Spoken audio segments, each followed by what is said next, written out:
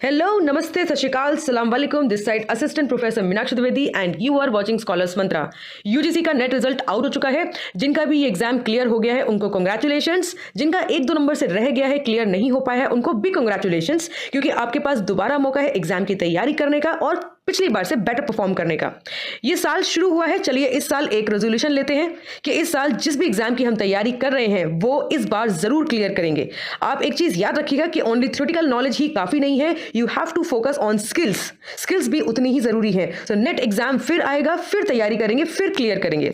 आज का वीडियो आप लोगों के लिए बहुत ही ज्यादा खास है। आज हम लोग बात करने वाले हैं गुजरात सेट एग्जाम जो हो चुका है 23 जैन 2022 को। आज हम इस एग्जाम पेपर को इवैल्यूएट करेंगे, देखेंगे कि उन ऑप्शंस का क्या मीनिंग है, अच्छे से डिस्कस करेंगे। और जो भी स्टूडेंट्स अपकमिंग एग्जाम की तैयारी कर रहे हैं, ये वीडियो उनके लिए भी बहुत इंपॉर्टेंट होने वाला है। आपके एमसीक्यूज प्रैक्टिस भी इसमें से प्रैक्टिस हो सकती है। इस वीडियो को हम लोगों ने 2 पार्ट में डिवाइड किया है। पार्ट 1 में 50 क्वेश्चंस हैं और पार्ट 2 में 50 क्वेश्चंस हैं। चलिए वीडियो स्टार्ट करते हैं। गुजरात सेट का क्वेश्चन पेपर सॉल्व करने से पहले मैं आपको बताना चाहूंगी कि जो पेपर आया था ये इसका लेवल मीडियम लेवल था, ना बहुत ज़्यादा इजी था ना बहुत ज़्यादा डिफिकल्ट था। ये पेपर जो इसमें 100 क्वेश्चंस आए थे, 100 क्वेश्चंस को मैंने 50 और 50 क्वेश्चंस में डिवाइड किया हुआ है। ये पहला पार्ट है जिसमें 50 क्वेश्चंस मिलेंगे आपको। इसके बाद जो अगला वीडियो आएगा उसमें अनदर 50 क्वेश्चंस आपको मिलने वाले हैं। पहला क्वेश्चन जो आपके सामने है, इसमें पूछा गया है कि which country is said to be the pioneer in the starting of recreational movement in the world। तो recreation movement पूरे वर्ल्ड में किस कंट्री ने स्टार्ट किया? तो USA, England, China, Germany. So the correct answer is USA. एक और question आता है एग्जामिनेशन में कि मतलब फिजिकल एजुकेशन को स्टार्ट करने में, प्रमोट करने में सबसे बड़ा हाथ किस कंट्री का है? तो उसका भी आंसर यूएसए ही कहा जाता है। ठीक है, सो इस क्वेश्चन को आप यहाँ पे याद रखेंगे। इसके बाद क्वेश्चन नंबर 2 की तरफ चलते हैं हम लोग। यहाँ पे virtually physical education is an active form of. तो फिजिकल एजुकेशन एक एक्टिव फॉर्म है किस चीज का? अगर हम लोग बात करते हैं वर्चुअली की, तो वर्चुअली का मतलब होता है ऑलमोस्ट सेम। ऑलमोस्ट सेम मतलब नॉट एग्जैक्टली बट ऑलमोस्ट। तो ऑलमोस्ट फिजिकल एजुकेशन किस चीज का एक्टिव फॉर्म है? So the correct answer is sports sciences. ठीक है, तो स्पोर्ट्स साइंसेज एक ऐसा डिपार्टमेंट है जो कि साइंस को बिलोंग करता है और उसको प्रैक्टिकल फॉर्म प्रोवाइड करता है फिजिकल एजुकेशन। तो इसका करेक्ट आंसर यहां पर सी बन जाएगा। उसके बाद थर्ड क्वेश्चन की तरफ हम चलते हैं। तो भाई मॉडर्न ओलंपिक गेम्स के फादर किनको कहा जाता है? तो ये बहुत ही इजी क्वेश्चन था जो कि आपको टीजीटी एग्जामिनेशन में देखने को मिल जाएगा। So the correct answer is Pierre de Coubertin. Okay, so B is the correct answer without any doubt. उसके बाद हम चलते हैं क्वेश्चन नंबर 4 की तरफ।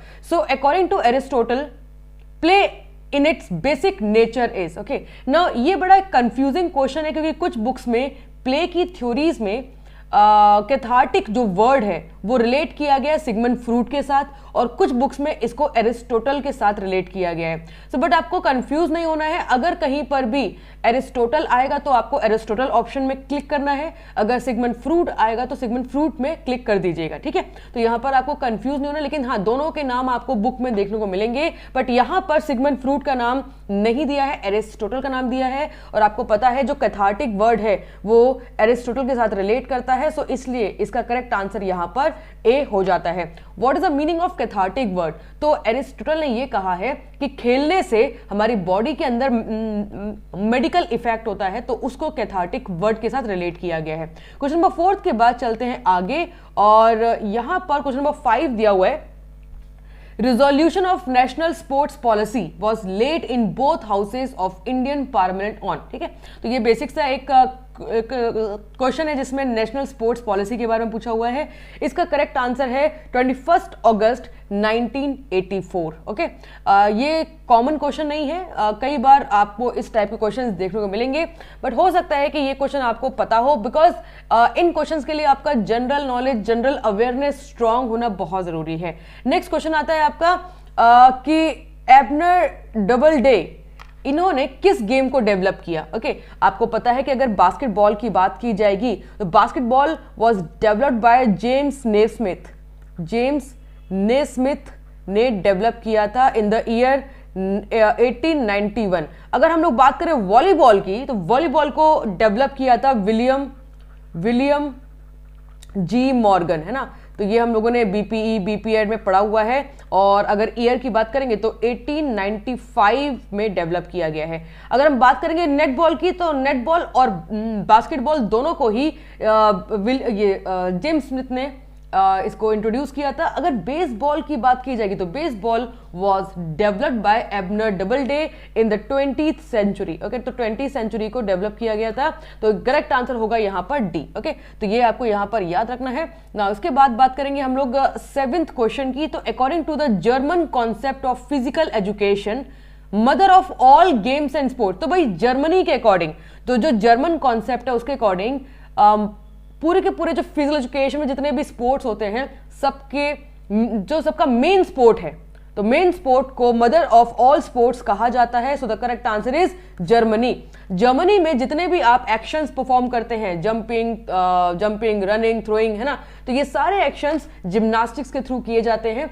तो इसलिए इसका करेक्ट आंसर जिम्नास्टिक्स है। मतलब अगर आप जिम्नास्टिक्स में इन्वॉल्व हैं तो आपके बेसिक फिजिकल एक्टिविटीज यहां पर परफॉर्म हो रही हैं, और बाकी सारे स्पोर्ट्स, जिम्नास्टिक्स एक बेस है बाकी सारे स्पोर्ट्स का। तो यहां पर इस तरीके से क्वेश्चन पूछा गया है। ओके, ना उसके बाद 8th क्वेश्चन की बात करेंगे।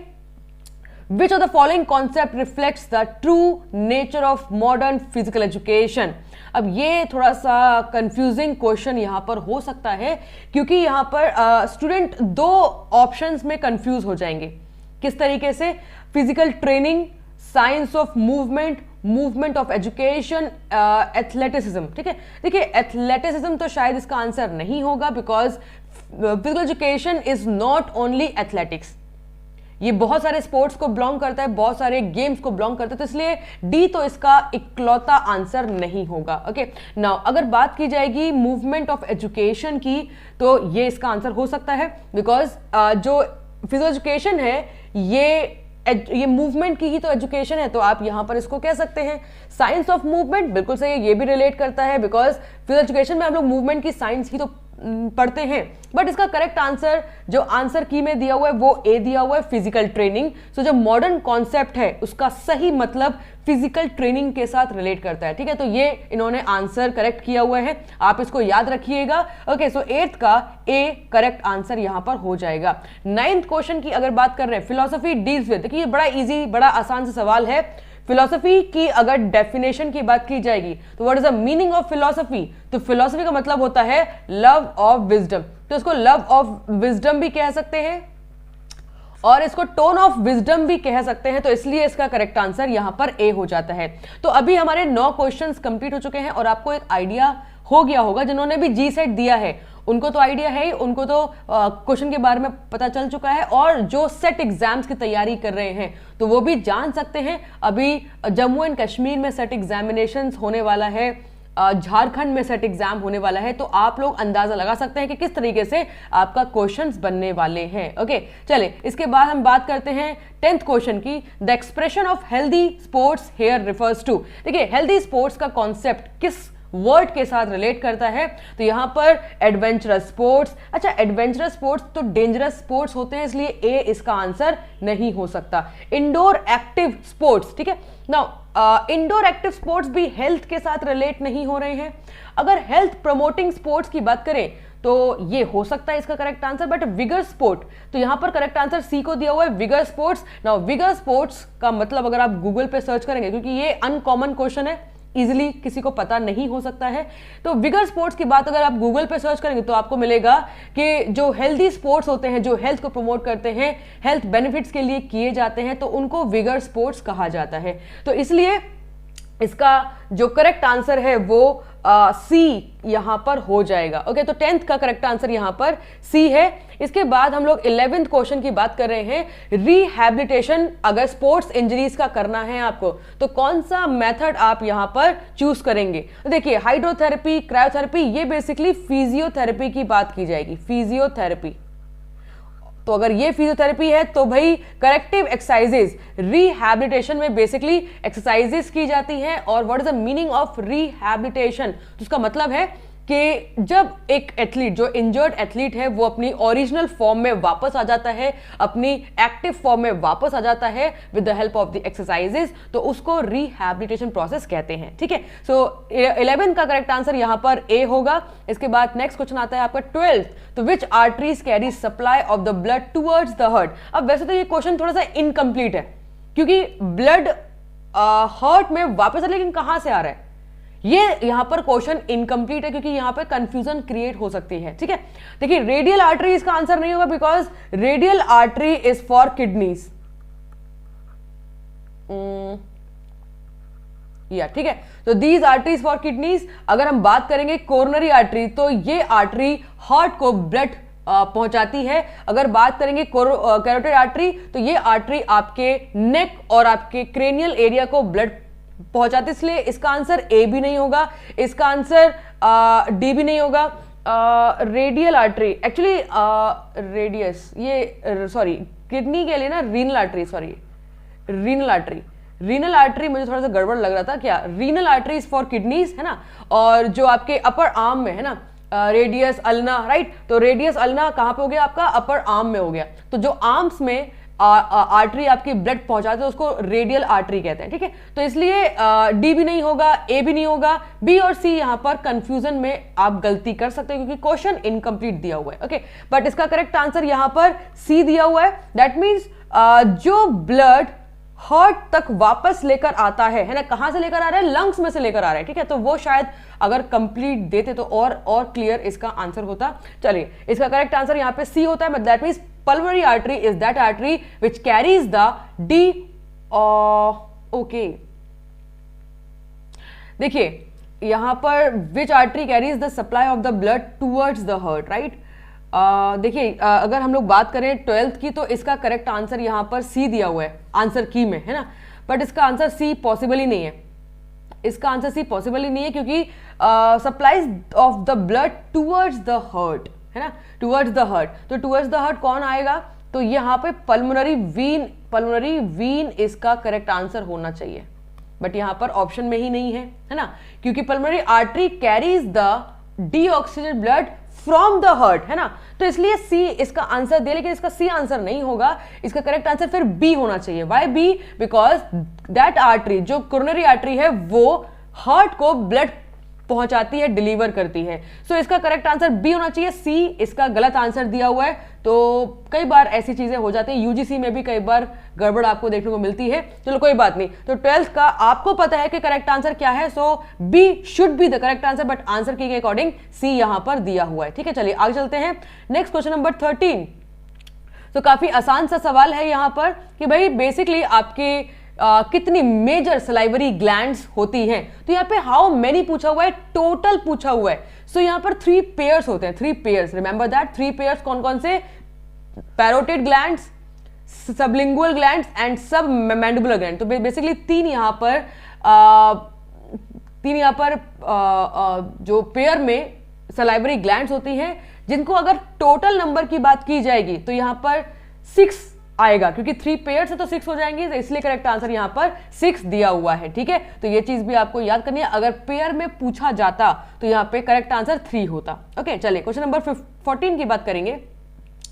The functional efficiency of muscle depends on it's. ठीक है, देखिए तो बेसिकली मसल में काम कौन करता है, मसल में काम करते हैं मसल फाइबर्स। मसल फाइबर्स के अंदर मायोफिलामेंट्स होते हैं, and myofilaments are actin and myosin. तो जब एक्टिन और मायोसिन एक दूसरे के ऊपर स्लाइड ओवर होते हैं, basically actin slides over myosin, तब जाके वहां पर मसल कॉन्ट्रैक्शन होता है, मसल काम करती है। तो एक्चुअली में मसल फाइबर्स अगर बेटर होंगे, उनकी क्वालिटी अच्छी होगी, तब जाके मस्कुलर कॉन्ट्रैक्शन, जो फंक्शनल एफिशिएंसी है मसल की, वो वहां पर हो पाएगी। इसलिए 14 का करेक्ट आंसर यहां पर सी होना चाहिए, और है भी। और गर्थ की अगर बात करते तो this is the circumference. Nerve stimulation, देखिए जितनी स्ट्रॉन्ग नर्व स्टिमुलेशन होगी उतना आपका मसल्स काम करेगी। लेकिन ए ऑप्शन से भी कई ज्यादा इंपॉर्टेंट है सी, फाइबर क्वालिटी, है ना भाई, फाइबर का अच्छा होना भी बहुत जरूरी है। अगर टोनस की बात करें, that is also the quality of the muscle,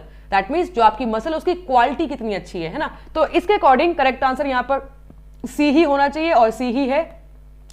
question number 15 की अगर बात करेंगे तो what is the another name of percussion manipulation. देखिए बहुत इजी सा, बहुत आसान सा सवाल है। मसाज में गिनती के 3-4 क्वेश्चन ही आते हैं और वही बार बार रिपीट होते हैं। अगर आप 3-4 क्वेश्चंस को रट भी लोगे तो भी आप इसको समझ पाओगे, है ना। तो यहां पर 15 का करेक्ट आंसर डी है, टेपोटमेंट। तो भाई परकशन को टेपोटमेंट कहा जाता है, ठीक है। तो बहुत आसान सा सवाल है, रट लीजिएगा क्योंकि बार बार यही रिपीट होते हैं। क्वेश्चन नंबर 16 की बात की जाएगी तो भाई अगर प्रोटीन फिलामेंट की बात की जा रही है तो 50 से लेकर 55% मसल्स में कौन सा प्रोटीन है।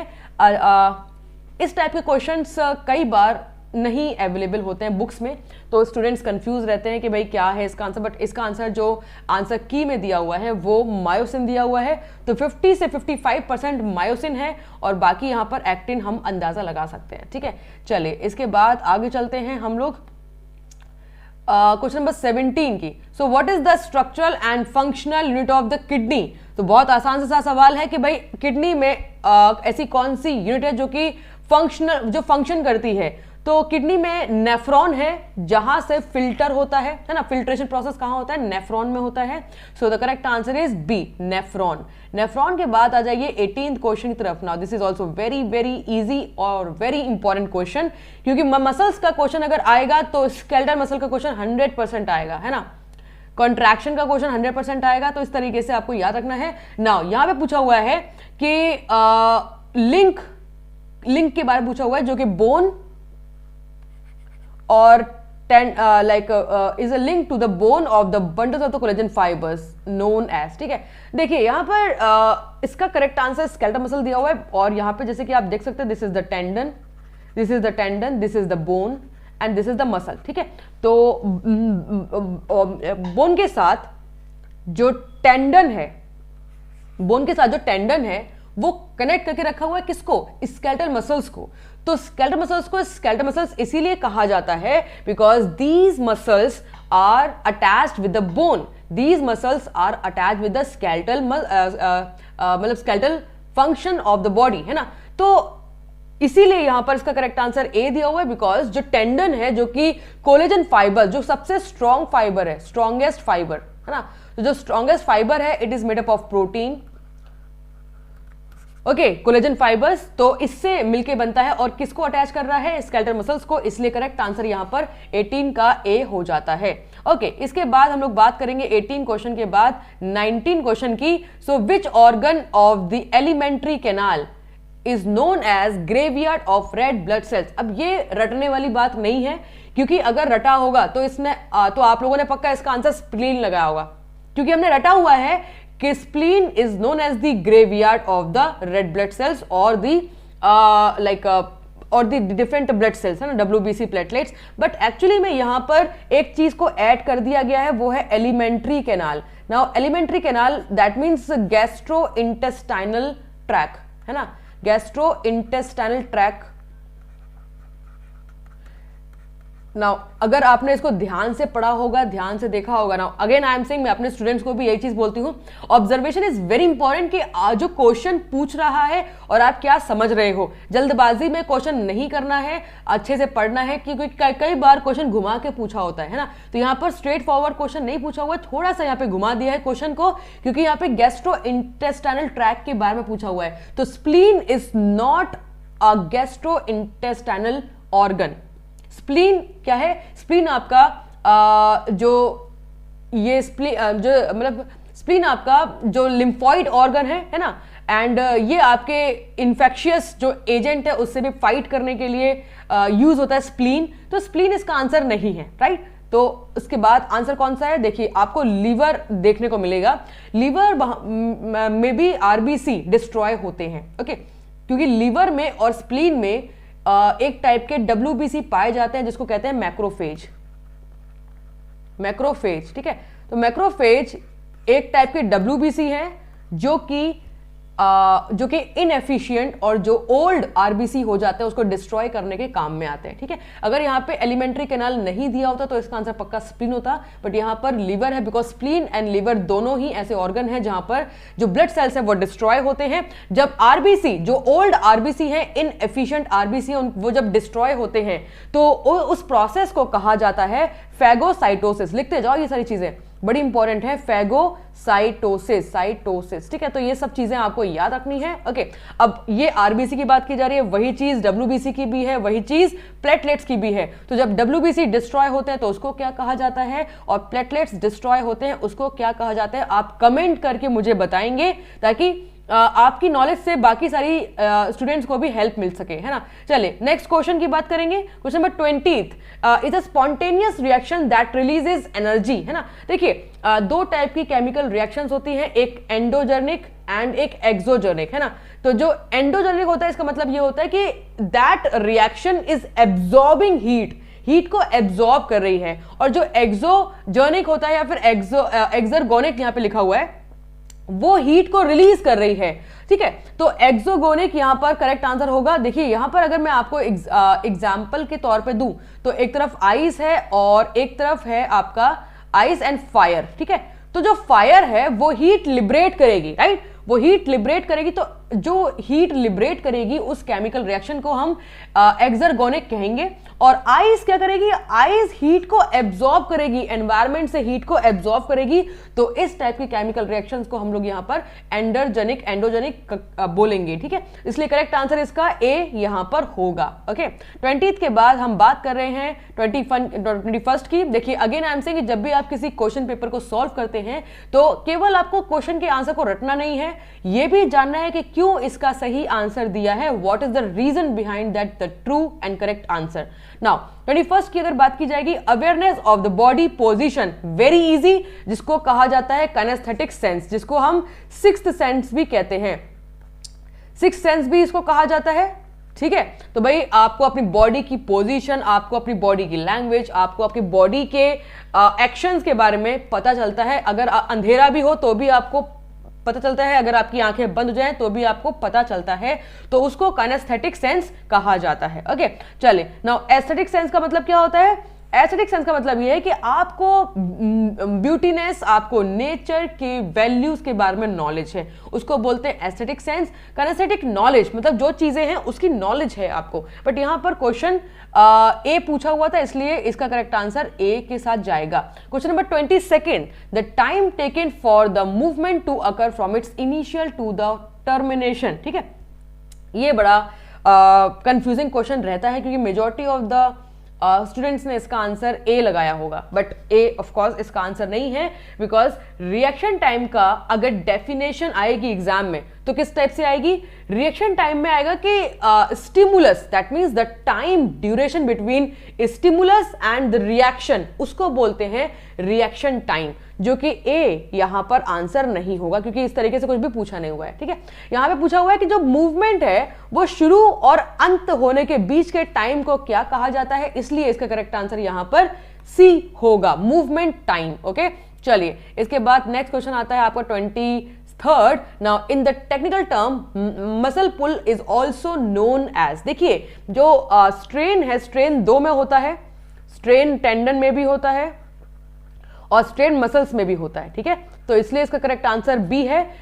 स्प्रेन क्यों नहीं होगा, क्योंकि वो स्प्रेन लिगामेंट्स में होता है, ठीक है। अगर मसल्स की प्रॉब्लम है तो वो स्ट्रेन हम इसको कह सकते हैं। एब्रेजन का मतलब क्या होता है, जब वो, इसको स्ट्रॉबेरी इंजरी भी कहते हैं, जब ऊपर की सुपरफिशियल लेयर आपकी रब होकर हट जाती है, ब्लीडिंग होती है, तो उसको एब्रेशंस कहते हैं। और जब नीला पीला पड़ जाता है, नीला पीला जिसको कहते हैं ब्लू ब्लैक स्किन, तो उसको कॉन्ट्यूजन कहा जाता है, ठीक है। तो 23rd का करेक्ट आंसर यहां पर डी हो जाएगा। इसके बाद 24th की बात करेंगे, the two great dangers of wounds, जब कोई घाव हो जाता है, कोई चोट लग जाती है, तो उसमें सबसे दो ऐसी कौन सी चीजें हैं जो कि बड़ी ज्यादा डेंजरस हैं, तो यहां पे करेक्ट आंसर ए दिया हुआ है, ब्लीडिंग एंड इन्फेक्शन। अगर ब्लीडिंग हो रही है तो ब्लीडिंग का रुकना बहुत जरूरी है, क्योंकि अगर आपकी बॉडी में जो अमाउंट ऑफ ब्लड है वो अगर निकल गया तो बहुत सारी चीजों में प्रॉब्लम आ जाती है। अगर आपकी बॉडी में ब्लड का कंटेंट कम हो गया तो केमिकल रिएक्शंस नहीं हो पाएंगी, जो न्यूट्रिएंट्स आपको डिफरेंट सेल्स में चाहिए वो वहां तक ट्रैवल नहीं कर पाएंगे,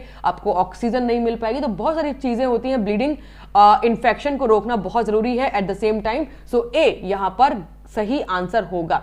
इसके बाद 25th क्वेश्चन की बात करेंगे, Which of the following is a two joint muscle? Now ये बड़ा एक सवाल है, क्योंकि यहां पर मेरे अकॉर्डिंग इसका करेक्ट आंसर ए होना चाहिए, बट इस क्वेश्चन का करेक्ट आंसर यहां पर डी दिया हुआ है सार्टोरियस, है ना। चलो कोई बात नहीं, we will go with answer keys, but मेरे अकॉर्डिंग यहाँ पे बाइसेप्स ब्रेकाई, तो जो बाइसेप्स ब्रेकाई है ये आपकी 2 जॉइंट मसल है, बिकॉज इसका तो जो 2 जॉइंट्स हैं, एक हो गया आपका शोल्डर जॉइंट और एक हो गया आपका एल्बो, है ना। तो इस तरीके से मेरे अकॉर्डिंग यहाँ पे ए होना चाहिए, बट फिर भी कोई बात नहीं, इसमें डी दिया हुआ है आंसर, तो यहाँ पर 25th का करेक्ट आंसर डी हो जाएगा। बाकी आप मुझे प्लीज एक बार कमेंट करके बताइए कि आपको क्या लगता है 25th का करेक्ट आंसर क्या होगा और what is the reason of your answer. Okay, चलिए इसके बाद 26th क्वेश्चन की बात करेंगे। Very easy. अगर स्पिन की बात कर रहे हैं तो स्पिन क्या करती है, स्पिन आपकी मूवमेंट को, किसी भी ऑब्जेक्ट के मूवमेंट को डेविएशन प्रोवाइड करता है। तो स्पिन बेसिकली 3 टाइप के होते हैं, टॉप स्पिन, बैक स्पिन और साइड स्पिन। अगर साइड स्पिन की बात की जाएगी तो बॉल का मूवमेंट राइट एंड लेफ्ट की तरफ होता है, तो यहां पे साइड स्पिन नहीं है, इसलिए आंसर सी और डी नहीं होगा। तो या तो आंसर ए है या तो आंसर बी है। अगर टॉप स्पिन की बात करते हैं तो टॉप स्पिन में जो रिबाउंड है वो कम होता है बट स्पीड ज्यादा होती है, और जो बैक स्पिन है, बैक स्पिन में रिबाउंड ज्यादा होता है लेकिन स्पीड कम होती है। तो यहां पर टॉप स्पिन की बात की गई है, तो यहां पर रिबाउंड कम होगा, इसलिए करेक्ट आंसर इसका बी हो जाता है। इसके बाद 27th क्वेश्चन की बात करेंगे। Scoliosis is a postural deformity related with, तो भाई स्कॉलियोसिस एक ऐसी प्रॉब्लम है जिसमें जो वर्टेब्रल कॉलम्स हैं वो डेविएट हो जाती हैं। स्कॉलियोसिस 2 टाइप की होती है, एक एस शेप की और एक सी शेप की, है ना। तो ये कहां होती है, ये वर्टेब्रल कॉलम्स होते हैं, इसलिए करेक्ट आंसर यहां पर सी हो जाएगा। ठीक है, इसके बाद क्वेश्चन नंबर 28 की बात करेंगे। Supination and pronation are the movements of, देखिए इसका जो करेक्ट आंसर दिया हुआ है, करेक्ट आंसर इसका बी दिया हुआ है, B, carpal metacarpal joint. Now अब आप इमेजिन करो कि कार्पल मेटाकार्पल जो जॉइंट है वो रिस्ट में हो गया, ठीक है, रिस्ट में हो गया, बट जो सुपाइनेशन और प्रोनेशन है ये रिस्ट मूवमेंट नहीं है, ये रिस्ट मूवमेंट नहीं है। मेरे अकॉर्डिंग ये भी गलत आंसर दिया हुआ है, बिकॉज मेरे अकॉर्डिंग इसका करेक्ट आंसर यहां पर सी होना चाहिए। This is a radio ulnar joint, जो ये रोटेशन होता है, रोटेशन, ठीक है ना, आपको दिख पा रहा होगा, ये जो रोटेशन होता है ये रोटेशन रिस्ट से नहीं हो रहा है, ये रोटेशन आपका रेडियो अल्नर जॉइंट से हो रहा है, जो कि रेडियस और अल्नर के बीच में जॉइंट होता है, वहां से हो रहा है। तो मेरे अकॉर्डिंग इसका आंसर सी होना चाहिए, बट आंसर की के अकॉर्डिंग इसका आंसर बी दिया हुआ है। ठीक है, तो देखिए आप मुझे कमेंट करके बताइए कि आपको क्या लगता है। बाकी आंसर की तो आ चुकी है, रिजल्ट आ चुका है ना। तो बट फिर भी कुछ अब हो तो नहीं सकता, बट आगे इन फ्यूचर जो अलग अलग एग्जाम्स होने वाले हैं वहां पर हम इसको करेक्ट कर सकते हैं। ठीक है, इसके बाद 28 के बाद हम बात करेंगे 29 की। तो पीडोग्राफ इज यूज्ड फॉर मेजरिंग, तो पीडोग्राफ यूज किया जाता है फ्लैट फुट को मेजर करने के लिए। ठीक है, ये बड़ा आसान सा एक सवाल है। चलिए इसके बाद आ जाइए नेक्स्ट, एफ्लोरेज। एफ्लोरेज क्या है, तो भाई एफ्लोरेज क्या है, एफ्लोरेज एक मसाज टेक्निक है। ठीक है, मैंने आपको बताया भाई 2-3 ही ऐसे क्वेश्चन है मसाज के बार बार रिपीट होते हैं। तो एफ्लोरेज क्या है, एफ्लोरेज एक ऐसी मसाजिंग टेक्निक है जो कि हल्के हाथों से की जाती है, और जब भी मसाज शुरू किया जाता है तो स्टार्टिंग में, और मसाज जब एंड किया जाता है तो एंडिंग में एफ्लोरेज से शुरू होता है और एफ्लोरेज से ही एंड होता है। आप ये समझ सकते हैं कि एफ्लोरेज एक ऐसी टेक्निक है जो कि वार्म अप और कूल डाउन का काम करती है। ठीक है, तो ये भी आप यहां पर याद कर सकते हैं।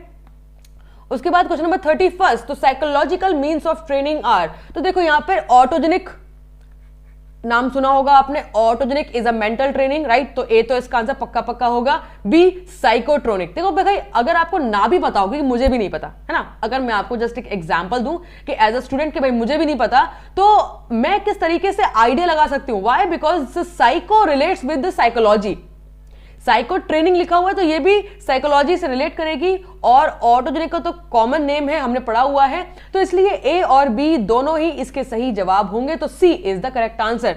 मैं आपको एक चीज बताना चाहूंगी कि जी सेट जो हुआ आपका, गुजरात सेट हुआ, इसमें 100 आपके फिजिकल एजुकेशन के क्वेश्चन आए।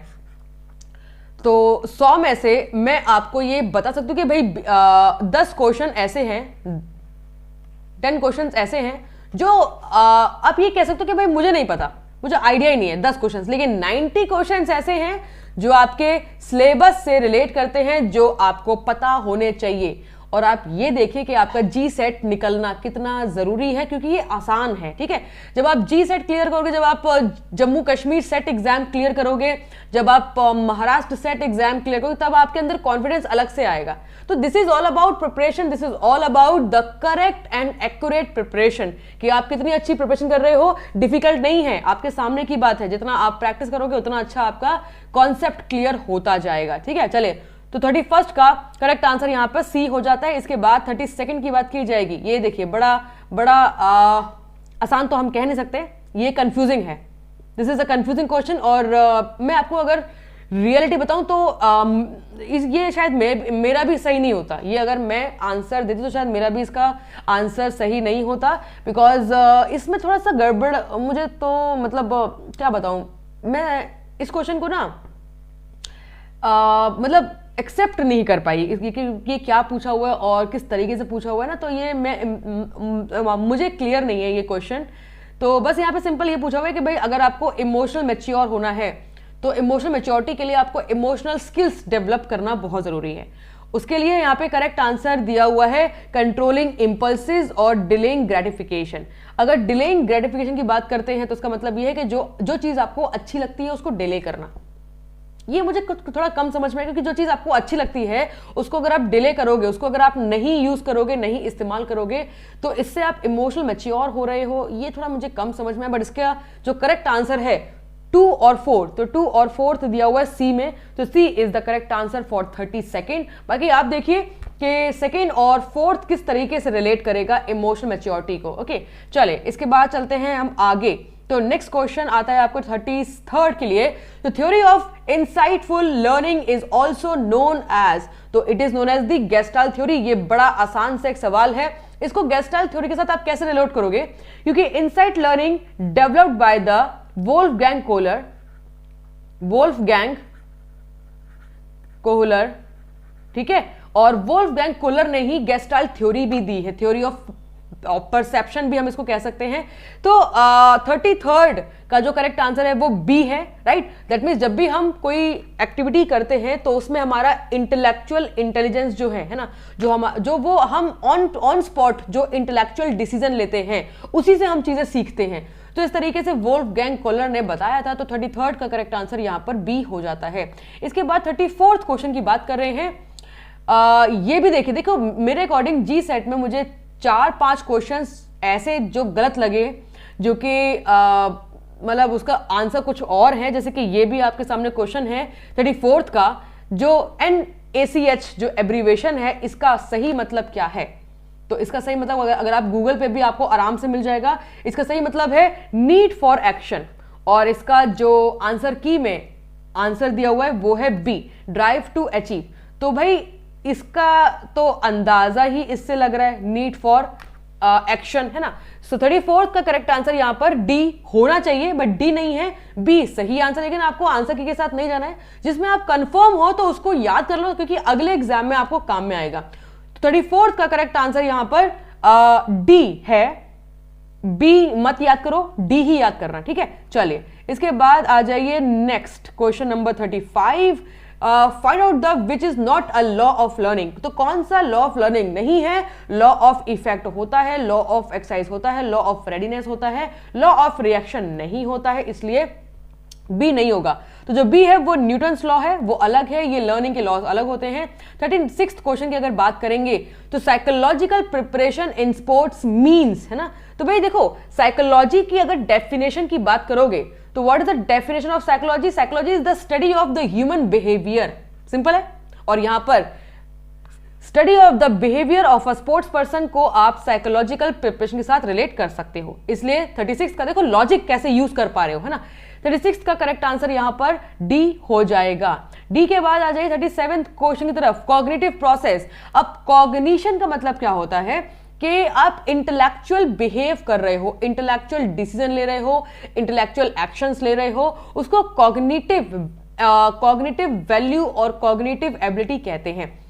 डिसीजन मेकिंग एबिलिटी भी आपके कॉग्निशन में ही काउंट की जाती है, इंटेलेक्चुअलिज्म भी आपका कॉग्निशन में ही काउंट किया जाता है। तो यहां पे करेक्ट आंसर ए दिया हुआ है, नोइंग एक्सपीरियंसेस। आपको वही चीज समझ में आ रही है जो चीज सही है, एग्जैक्ट है, तो ये आ जाता है कॉग्निटिव प्रोसेस में। सो 37 का करेक्ट आंसर यहां पर ए हो जाएगा। इसके बाद बात करेंगे 38 क्वेश्चन की, एटलस ऑफ मेन। देखिए ये बड़ा आसान सा सवाल पूछा हुआ है बॉडी टाइप्स में से। तो एटलस ऑफ मेन एक टाइप की बुक है जो कि लिखी थी शेल्डन ने, विलियम एच शेल्डन, और इन्होंने एटलस ऑफ मैन में ये बताया था कि भाई बॉडी के टाइप्स होते हैं 343। कितने? 343 टाइप्स ऑफ बॉडी। तो विलियम एच शेल्डन जो है वो पहले ऐसे फिलोसोफर थे जिन्होंने ये बताया कि जो बॉडी के टाइप्स है वो 343 टाइप्स के होते हैं, जिसमें एग्जैक्ट एंडो, एग्जैक्ट एक्टो और एग्जैक्ट मीजो का नंबर भी वहां पे स्केल्स के अकॉर्डिंग है ना। तो इन्होंने पहली बार स्केल्स यूज किया, इन्होंने पहली बार साइंटिफिक प्रोसीजर यूज किया बॉडी के टाइप्स को एक्सप्लेन करने के लिए। तो यहां पर एटलस ऑफ मैन का सही जवाब होगा शेल्डन। ओके चलिए इसके बाद नेक्स्ट क्वेश्चन की तरफ आ जाएंगे, क्वेश्चन नंबर 39।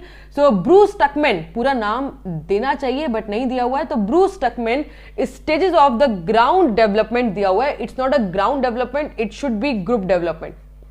क्वेश्चन में ग्राउंड दिया हुआ है बट ये ग्राउंड डेवलपमेंट नहीं आएगा, it is a group development. ठीक है, तो ग्रुप को डेवलप करने के लिए ब्रूस टकमैन ने एक स्टेजेस देते हुए ग्रुप कैसे फॉर्म होता है।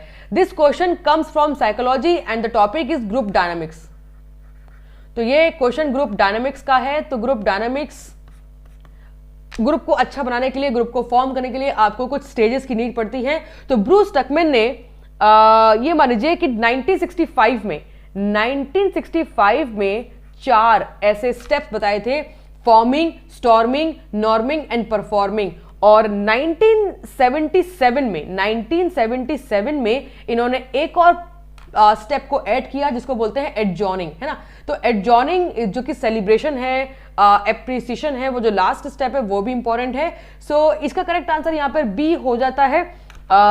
यस, ठीक है, forming, storming, norming and performing और लास्ट में एडजॉर्निंग। ठीक है, चलिए तो 39 का करेक्ट आंसर यहां पे बी हो जाएगा। इसके बाद आते हैं नेक्स्ट पॉइंट की तरफ, क्वेश्चन नंबर 40। ये बड़ा आसान सा सवाल है। अगेन आई एम सेइंग, जब भी मैच ऑफ द फॉलोइंग की बात की जाएगी तो आपको चारों ऑप्शंस पता हो जरूरी नहीं है। अगर आपको 2 भी पता होंगे तो भी आप इसका आंसर निकाल लोगे। ठीक है, now belief, cognitive abilities, emotional ability और एग्रेशन।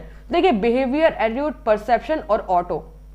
अब ऑटो का क्या मतलब है वो मुझे भी नहीं पता, बट वहां तक हमें जाना ही नहीं है क्योंकि तीनों का मतलब आपको पता चल रहा है। ठीक है, तो देखिए एग्रेशन क्या है, एक आपका बिहेवियर है। ठीक है, it's your emotional behaviour, aggression. Okay, तो फोर्थ का करेक्ट आंसर यहां पे फर्स्ट है। ये बात तो सिंपल, क्योंकि एग्रेशन एक एटीट्यूड नहीं है। Aggression is not your attitude, aggression is not your perception. Aggression auto नहीं होता, बिकॉज एग्रेशन होने के लिए कुछ चीजों का लिंक होना जरूरी है ना। आपको गुस्सा एकदम से नहीं आता, बहुत सारी चीजें ऐसी होती है तब जाके गुस्सा आता। तो जो एग्रेशन वो ऑटो तो नहीं है, अपने आप नहीं आता। ठीक है, तो इसलिए फोर्थ का 1 होगा और फोर्थ का 1 एक ही में दिया हुआ है, इसलिए करेक्ट आंसर हो जाता है ए। ठीक है, उसके बाद फर्स्ट का सेकंड, बिलीफ, आपको भरोसा है या नहीं वो आपका एटीट्यूड है। सेकंड का थर्ड, तो सेकंड का थर्ड यहां पे दिया परसेप्शन। तो भाई कॉग्निटिव एबिलिटीज डिपेंड करती हैं आपकी परसेप्शन एबिलिटीज के साथ, है ना।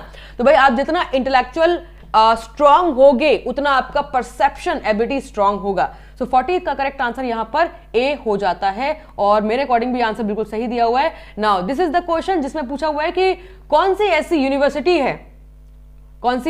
यूनिवर्सिटी है जहां पर बीपीएड और एमपीएड का इंटीग्रेटेड कोर्स कराया जाता है। देखिए यहां पर अगर बात करें एलएनआईपी की, तो LNIP Gwalior is not a university. सही है, देखो लॉजिक आप कैसे यूज करोगे। NIP is not a university, NIP Guwahati is not a university. ठीक है, और अगर हम लोग बात करेंगे, ये मणिपुर की यूनिवर्सिटी है, नेशनल स्पोर्ट्स यूनिवर्सिटी, वो यूनिवर्सिटी है, और गांधीनगर की यूनिवर्सिटी है। तो या तो आंसर सी होगा या तो आंसर डी होगा, ए और बी तो पॉसिबल ही नहीं है। इसका करेक्ट आंसर डी दिया हुआ है, SGSU। ठीक है, नाउ इसका पूरा नाम है स्वर्णिम गुजरात स्पोर्ट्स यूनिवर्सिटी, जो कि गांधीनगर में है। तो इसका करेक्ट आंसर डी दिया हुआ है, SGSU गांधीनगर। ओके, चलिए क्वेश्चन नंबर 42 की अगर बात करेंगे, ओके एक सेकेंड, या 42 की अगर बात करेंगे तो organization means planning of the work. तो एडमिनिस्ट्रेशन का मतलब क्या होगा। तो ऑर्गेनाइजेशन का अगर मतलब प्लानिंग है तो एडमिनिस्ट्रेशन का मतलब क्या है। तो एडमिनिस्ट्रेशन का मतलब यहां पर जो दिया हुआ है वो है कंट्रोलिंग, कंट्रोल करना, है ना। तो डिसीजन मेकिंग एबिलिटीज भी वैसे तो एडमिनिस्ट्रेशन की ही अंदर आएगी मेरे अकॉर्डिंग, क्योंकि अगर वर्किंग ऑफ द प्लान की बात करेंगे, मतलब प्लान को वर्क कौन कर रहा है, प्लान को एग्जीक्यूट कौन कर रहा है, तो यहां पर आएगा मैनेजमेंट। तो बेसिकली मैनेजमेंट का काम क्या होता है, एग्जीक्यूट करना। इसलिए जो फोर्थ है ऑप्शन, उसका तो करेक्ट आंसर यहां पर मैनेजमेंट होना चाहिए, जो कि डी इसका आंसर नहीं होगा। प्रोसेसिंग इंफॉर्मेशन, इंफॉर्मेशन को प्रोसेस करना, ओके। डिसीजन मेकिंग एबिलिटीज, तो वो भी एडमिनिस्ट्रेशन में आएगा। एंड कंट्रोलिंग, देखिए इसका आंसर ए दिया हुआ है, कंट्रोलिंग, तो ज्यादा डिबेट ना करके इसके आंसर के साथ जाएंगे। तो ऑर्गेनाइजेशन का जो मेन फंक्शन है वो है प्लान करना, चीजों को ऑर्गेनाइज करना, है ना। और एडमिनिस्ट्रेशन का मेन फंक्शन कंट्रोल करना। कंट्रोल कैसे किया जाता है, कंट्रोल किया जाता है रूल्स रेगुलेशंस के साथ, पॉलिसीज बना के, फंक्शंस क्रिएट करके, चीजों को बाउंडेड करके, तब जाके आप यहां पर एक कंट्रोलिंग कह सकते हैं, ठीक है। चलिए, तो 42nd का करेक्ट आंसर यहां पर ए हो जाता है। 43rd की अगर बात की जाएगी, तो today it is well recognized that curriculum development is synonymous with. तो अगर हम बात करें कि आज के टाइम पे हम सबको बहुत अच्छे से पता है कि करिकुलम को और क्या कहा जाता है, तो करिकुलम को आप यहां पर इन सर्विस एजुकेशन भी कहते हैं, इन सर्विस एजुकेशन, ठीक है। It is not high education, no. It is not teacher education, no. It is not ongoing, so it is a in service education, okay. चलिए, उसके बाद हम नेक्स्ट क्वेश्चन की तरफ चलते हैं, 44th क्वेश्चन। तो which of the following kind of scheduling is not subject to frequent alteration। तो यहां पर इसका जो करेक्ट आंसर है वो है मैक्रो scheduling, ठीक है। तो macro scheduling is not a subject to frequent alteration, okay. तो ये 44 का करेक्ट आंसर यहां पर ए हो जाता है। ए के बाद 45th क्वेश्चन की अगर बात करेंगे, ये बड़ा आसान सा सवाल है। तो curriculum should be based on, तो करिकुलम बेसिकली किसके ऊपर बेस्ड होना चाहिए, तो गाइडेड एक्सपीरियंसेस के ऊपर, हाँ जी बिल्कुल सही है। प्लान फॉर लर्निंग, हाँ जी बिल्कुल सही है। Methods for achieving the objectives, ये भी बिल्कुल सही है। नॉलेज, स्किल, अंडरस्टैंडिंग, हाँ जी ये भी बिल्कुल सही है। क्या सही नहीं है, प्लेसमेंट, तो करिकुलम में प्लेसमेंट अपॉर्चुनिटीज नहीं होती हैं। तो सेकंड के अलावा 1, 3, 4, 5 ये चारों सही हैं। तो 1, 3, 4, 5 दिया हुआ है सी में, so C is the correct answer, okay. चलिए, इसके बाद हम चलते हैं नेक्स्ट क्वेश्चन की तरफ, question number 46। Modular scheduling of classes in बोल, है ना। तो मॉड्यूलर स्केड्यूलिंग का मतलब क्या होता है कि अगर क्लासेस में मॉड्यूलर स्केड्यूलिंग की जा रही है, तो उसका मतलब ये है कि शॉर्ट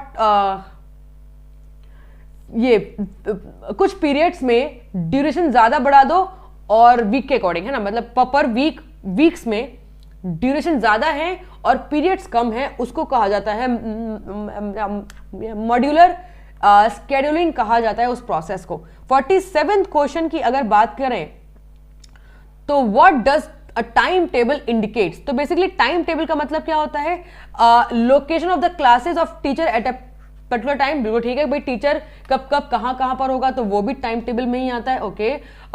टीचर्स के ऊपर लोड वर्क कितना कितना रहेगा, ये भी टाइम टेबल में ही आता है। स्कूल का वर्किंग आवर्स कितना होगा, ये भी टाइम टेबल में आता है। तो भाई तीनों के तीनों टाइम टेबल में आते हैं, सो the correct answer is D, okay. 47 का करेक्ट आंसर यहां पर डी हो जाता है। इसके बाद 48th क्वेश्चन की बात कर रहे हैं, most appropriately physical education curriculum can be designed as. तो देखिए यहां पर अगर बात करेंगे कि सबसे ज्यादा अप्रोप्रिएटली अगर कहा जाए तो फिजिकल एजुकेशन करिकुलम को हम क्या कह सकते हैं, तो इसका करेक्ट आंसर सी दिया हुआ है, putting education philosophy into education. तो एजुकेशन में आप एजुकेशन फिलोसफी को कैसे रिलेट करोगे, तो उसको यहां पर हम फिजिकल एजुकेशन करिकुलम में ऐड कर सकते हैं। 49th क्वेश्चन की अगर बात करेंगे, तो भाई कौन सी ऐसी रेगुलेटरी बॉडी है जो कि टीचर एजुकेशन को कंट्रोल करती है, so the correct answer is NCTE, national certificate of teacher education, ठीक है, ओके एनसीटीई, ओके। तो एनसीटीई अगर एस्टेब्लिशमेंट ईयर की बात करेंगे, so this is the 1973, okay. तो 1973 में एनसीटीई स्टैब्लिश हुआ और 1985 है ना, तो उसके अलग अलग ईयर्स हैं। तो 1993 में, 1995 में, कई बार कंफ्यूजन में 1995 आंसर दिया होता है, बट 1995 में इसको स्टैच्यूटरी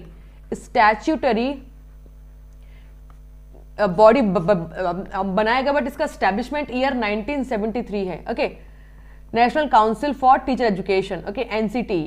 49 का बी करेक्ट आंसर है। And the last question of the video is school settings में अगर फिजिकल एजुकेशन प्रोग्राम को पब्लिसिटी करना है, पब्लिसिटी अगर देना है, प्रोवाइड करना, तो कौन सा ऑप्शन सबसे ज्यादा इंपॉर्टेंट रहेगा, सबसे सही रहेगा? सो the correct answer is intramural. ठीक है, तो इंट्राम्यूरल करवा दो, तो उससे आप अपने फिजिकल एक्टिविटीज को, फिजिकल एजुकेशन एक्टिविटीज को काफी अच्छे से प्रमोट कर सकते हो, क्योंकि इसमें होता है मास पार्टिसिपेशन, ज्यादा से ज्यादा लोग इसमें पार्टिसिपेट करते हैं, मास पार्टिसिपेशन, तो ये आप प्रमोट कर सकते हो। ठीक है, चलिए, सो ये थे आपके 50 क्वेश्चंस, और 50 क्वेश्चंस जो अगले हैं वो आपको अगले वीडियो में मिल जाएंगे।